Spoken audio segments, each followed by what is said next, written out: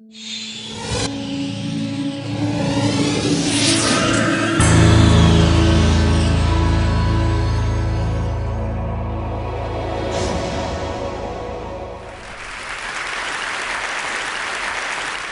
a garbage man. And you might find it interesting that I became a garbage man because I absolutely hate waste. I hope within the next 10 minutes to change the way you think about a lot of the stuff in your life. And I'd like to start at the very beginning. Think back when you were just a kid. How did you look at the stuff in your life? Perhaps it was like these toddler rules. It's my stuff if I saw it first. The entire pile is my stuff if I'm building something. The more stuff that's mine, the better. And of course, it's your stuff if it's broken. Well, after spending about 20 years in the recycling industry, it's become pretty clear to me that we don't necessarily leave these toddler rules behind as we develop into adults. And let me tell you why I have that perspective. Because each and every day at our recycling plants around the world, we handle about 1 million pounds of people's discarded stuff. Now, 1 million pounds a day sounds like a lot of stuff, but it's a tiny drop of the durable goods that are disposed each and every year around the world, well less than 1%. In fact, the United Nations estimates that there's about 85 billion pounds a year of electronics waste that gets discarded around the world each and every year, and that's one of the most rapidly growing parts of our waste stream. And if you throw in other durable goods like automobiles and so forth, that number well more than doubles. And of course, the more developed the country, the bigger these mountains. Now, when you see these mountains, most people think of garbage. We see above ground mines. And the reason we see mines is because there's a lot of valuable raw materials that went into making all of this stuff in the first place. And it's becoming increasingly important that we figure out how to extract these raw materials from these extremely complicated waste streams. Because as we've heard all week at TED, the world's getting to be a smaller place with more people in it who want more and more stuff. And of course, they want the toys and the tools that many of us take for granted. And what goes into making those toys and tools that we use every single day? It's mostly many types of plastics and many types of metals.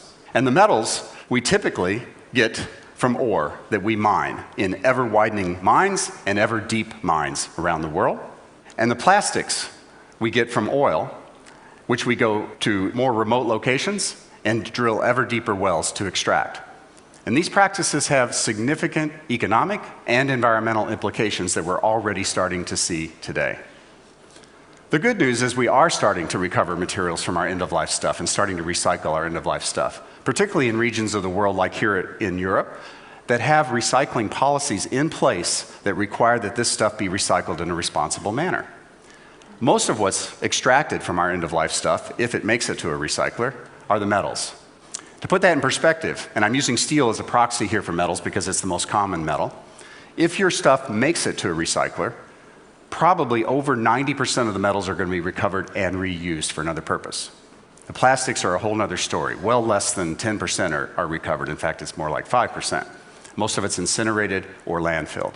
Now, most people think that's because plastics are a throwaway material, have very little value. But actually, plastics are several times more valuable than steel. And there's more plastics produced and consumed around the world on a volume basis every year than steel. So why is such a plentiful and valuable material not recovered at anywhere near the rate of a less valuable material? Well, it's predominantly because metals are very easy to recycle from other materials and from one another. They have very different densities, they have different electrical and magnetic properties, and they even have different colors. So it's very easy for either humans or machines to separate these metals from one another and from other materials. Plastics have overlapping densities over a very narrow range. They have either identical or very similar electrical and magnetic properties, and any plastic can be any color, as you probably well know. So the traditional ways of separating materials just simply don't work for plastics. Another consequence of metals being so easy to recycle by humans is that a lot of our stuff from the developed world, and sadly to say, particularly from the United States, where we don't have any recycling policies in place, like here in Europe, finds its way to developing countries for low-cost recycling. People for as little as $1 a day pick through our stuff, they extract what they can, which is mostly the metals, circuit boards and so forth, and they leave behind mostly what they can't recover, which is, again, mostly the plastics. or they burn the plastics to get to the metals in burn houses like you see here, and they extract the metals by hand. Now, while this might be the low economic cost solution, this is certainly not the low environmental or human health and safety solution. I call this environmental arbitrage, and it's not fair, it's not safe, and it's not sustainable. Now, because the plastics are so plentiful, and by the way, those other methods don't lead to the recovery of plastics, obviously, but people do try to recover the plastics. This is just one example. This is a photo I took standing on the rooftops of one of the largest slums in the world in Mumbai, India. They store their plastics on the roofs, they bring them below those roofs into small workshops like these, and people try very hard to separate the plastics by color, by shape, by feel, by any technique they can. And sometimes they'll resort to what's known as the burn and sniff technique, where they'll burn the plastic and smell the fumes to try to determine the type of plastic. None of these techniques result in any amount of recycling in any significant way. And by the way, please don't try this technique at home. So what are we to do about this space-age material, at least what we used to call a space-age material, this plastics? Well, I certainly believe that it's far too valuable and far too abundant to keep putting back in the ground or certainly send up in smoke. So about 20 years ago, I literally started in my garage tinkering around trying to figure out how to separate these very similar materials from each other, and eventually enlisted a lot of my friends in the mining world, actually, in the plastics world. And we started going around to mining laboratories around the world because, after all, we're doing above-ground mining. And we eventually broke the code. This is the last frontier of recycling. It's the last major material to be recovered at any significant amount on the Earth, and we finally figured out how to do it. And in the process, we started recreating how the plastics industry makes plastics.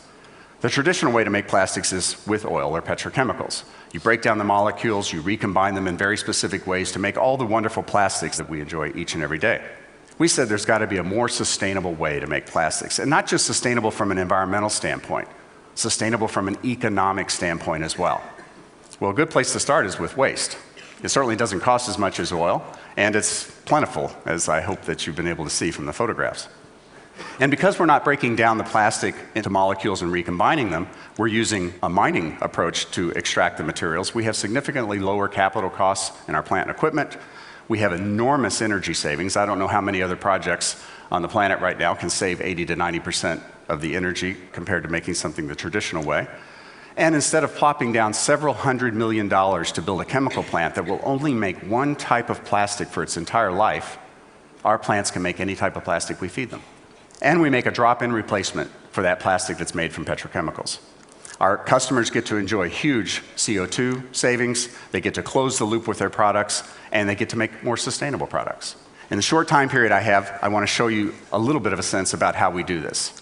It starts with metal recyclers, who shred our stuff into very small bits. They recover the metals and leave behind what's called shredder residue. It's their waste. A very complex mixture of materials, but predominantly plastics. We take out the things that aren't plastics, such as the metals they miss, carpeting, foam, rubber, wood, glass, paper, you name it, even an occasional dead animal, unfortunately. And it goes in the first part of our process here, which is more like traditional recycling. We're sieving the material, we're using magnets, we're using air classification. It looks like a Willy Wonka factory at this point. At the end of this process, we have a mixed plastic composite, many different types of plastics and many different grades of plastics. This goes into the more sophisticated part of our process, and the really hard work, multi-step separation process begins. We grind the plastic down to about the size of your small fingernail. We use a very highly automated process to sort those plastics, not only by type, but by grade. And out the end of that part of the process come little flakes of plastic, one type, one grade.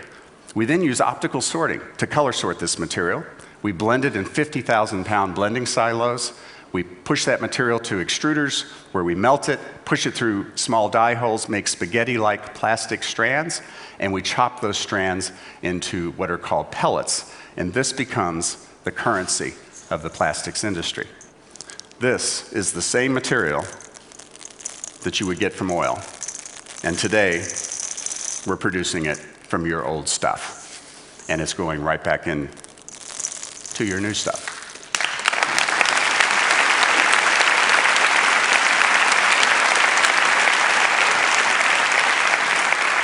So now, instead of your stuff ending up on a hillside in a developing country, or literally going up in smoke, You can find your old stuff back on top of your desk in new products, in your office, or back at work in your home. And these are just a few examples of companies that are buying our plastic, replacing virgin plastic to make their new products.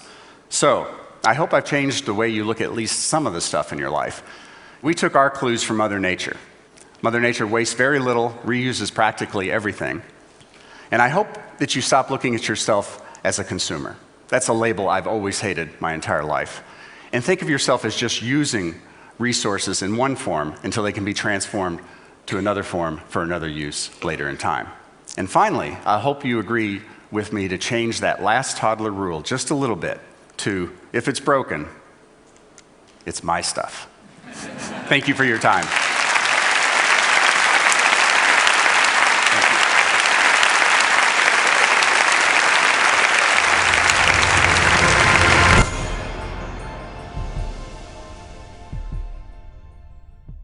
With thousands of investment professionals across 4 continents, Allianz Global Investors applies on-the-ground analysis of local capital markets to help investors prepare for tomorrow. Get actionable insights today from Allianz Global Investors.